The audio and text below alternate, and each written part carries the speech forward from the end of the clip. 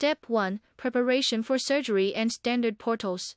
After appropriate anesthesia, the patient is placed in the supine position with the operative knee at 90 degrees. Based on the preoperative markings on the surgical knee, establish the standard anteromedial portal and anterolateral portal. Step 2. Determine the lesion and the attachment of the posterior root. Visualizing MMPR and its adjacent anatomic structures to determine the type of injury. Use the arthroscopic shaver system to trim the edges and surrounding synovium of MMPRT.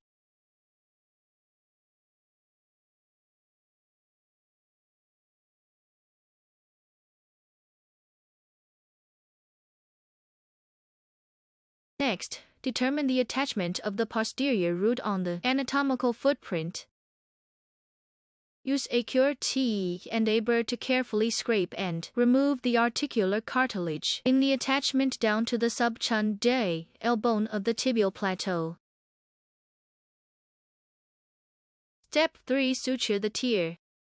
The Easy Pass suture passer, loaded with 2 ortho-cord sutures, enters the articular cavity through the anteromedial portal. The first ortho-cord suture purple is inserted, approximately 5 mm from the MPRT, while the second ortho-cord suture blue-white is inserted, approximately 10 mm from the MPRT. Subsequently, the 2 ortho-cord sutures are tightened to assess the stability. Step 4. Establish the high posterolateral portal HPLP and insert the knotless suture anchor. Establish the HPLP approximately 10 to 15 cm above the posterolateral joint line, between the iliotibial band and the biceps femoris tendon. Use an 18-gauge spinal needle to determine the direction and the location, and establish the preliminary channel for the HPLP. Remove the spinal needle and use a blunt T-Roca to enter the channel and separate the surrounding tissues. Then place a sterile arthroscopic portal cannula. Use a suture clamp to pull out the 2 ortho-cord sutures through the HPLP. Use a metal bone punch through the cannula to create a guide hole at the appropriate angle on the anatomical footprint.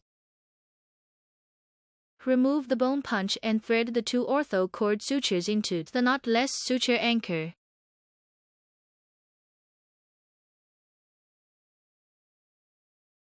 Rotate the suture anchor into the guide hole with appropriate tension and ensure secure stability of the MMPR.